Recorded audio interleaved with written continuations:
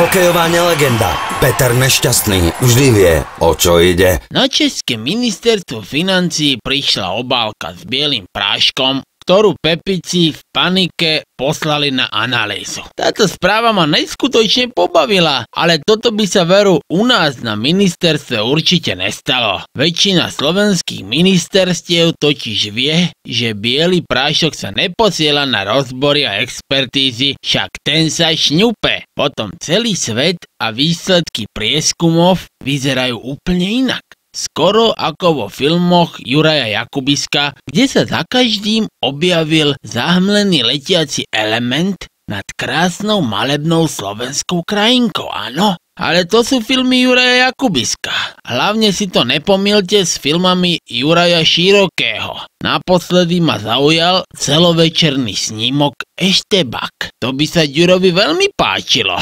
Dejová línia takmer na úrovni vlastnej autobiografie. To som zistil okamžite. A to som si nedal ani ten český fofr prášek. Rádio Anténa Rock.